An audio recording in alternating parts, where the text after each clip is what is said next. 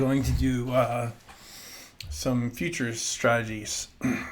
um, this first one we'll call future scalping, and it could be two separate algorithms, or it could be you do this as a variable. It's up to you, but uh, I, basically each algorithm will have um, a time frame, like a 1 minute, and then a specific future it trades. In this case, NQ. That would be one algorithm, time frame plus future. A second algorithm could be time frame 5 minutes plus the future NQ. So I guess you could, if you want to, you can make time frame a variable, and it'd be which one algorithm we can one code base that we can configure. But I'm going to end up running 4 algorithms, right? NQ 1 minute, NQ 5 minute, and then ES 1 minute, ES 5 minute.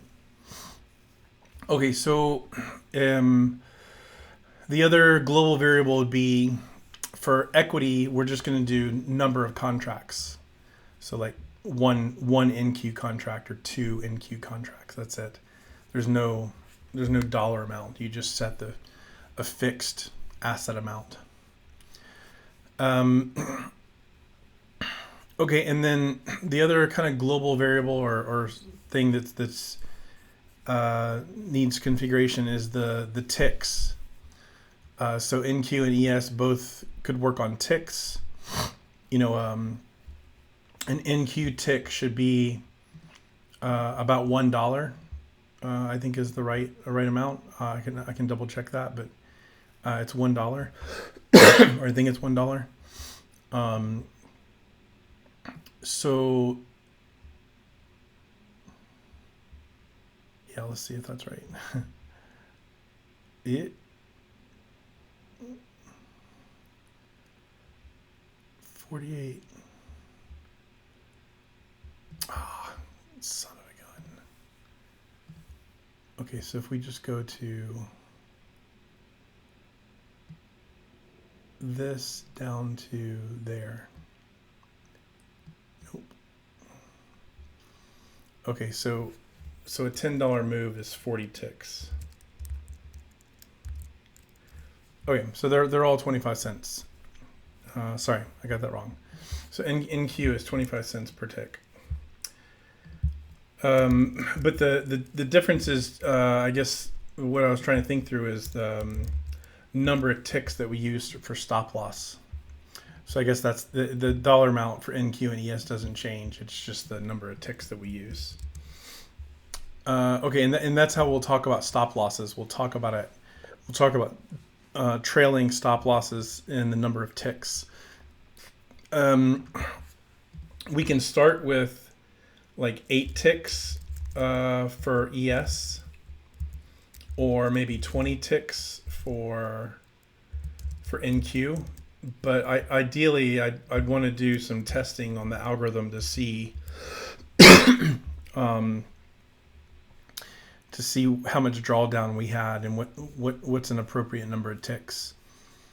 In other words, if we don't have a stop loss and our only exit condition is crossing over the 9, how many what was our drawdown with 7 ticks or 10 ticks or 20 ticks? Okay. All right, so we have the futures contract, the time frame, the number of contracts, the number of ticks that the trailing stop loss uses. Okay, let's work backwards. So exit conditions. Exits are very easy. It's only 2 rules. The trailing stop loss is in place with the number of ticks, and that could exit us first. The other would be a closing bar at the EMA 9. That would be it. So closing bar at the EMA 9. And that's it. That's the only 2 exit conditions. Very simple. So in some cases, like for instance here, maybe the stop loss helped us exit versus the 9 because we never got back to it. And that's some of the testing we need to do, is if this kind of drawdown here is typical, then maybe maybe we need a bigger trailing stop loss. But yeah, exit's very simple. Trailing stop loss or the EMA 9 gets crossed. You know, if we're bullish, it becomes bear. It closes under. If we're bearish, it closes above. That's easy.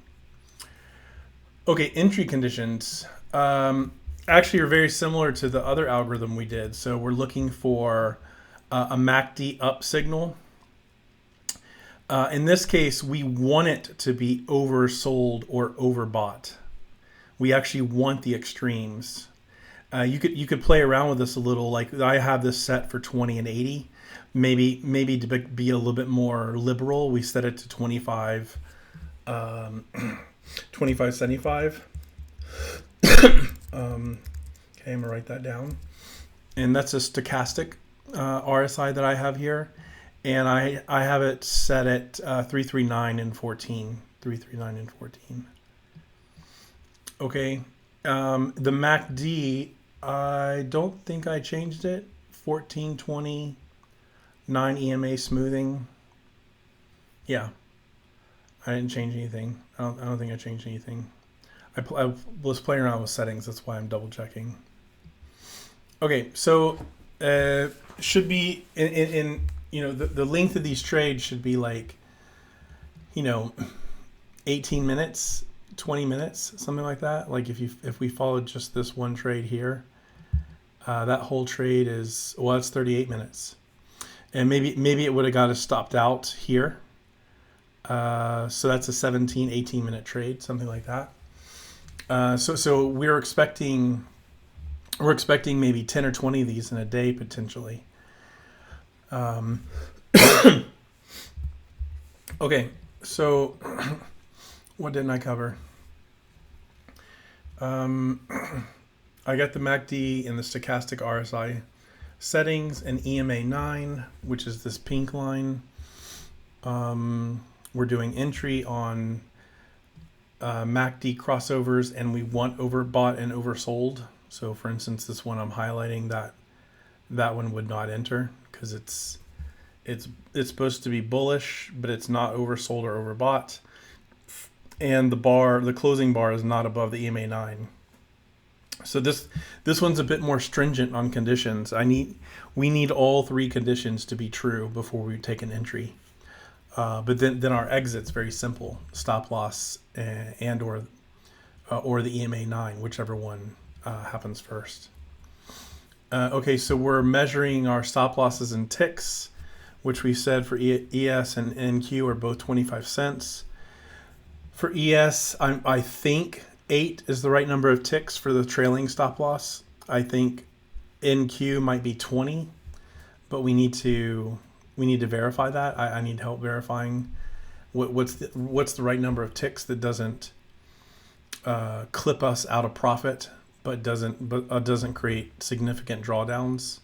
I'm okay with a big drawdown as long as we don't clip out profit. So I'm okay with a balanced approach. We said there's probably many trades a day, 20 plus trades a day. That's okay. I know there's going to be more more commissions, and fees associated with that. That's okay. And we said there's a 1 minute and 5 minute. So there could potentially be 4 of these algos running at one time.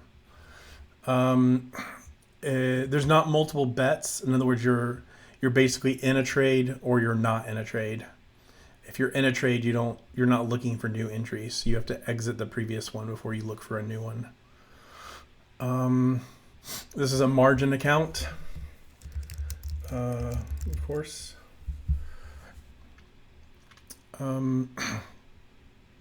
Yeah, Quant Connect, Interactive Brokers. Yeah, I think that's it. Perfect. Thank you.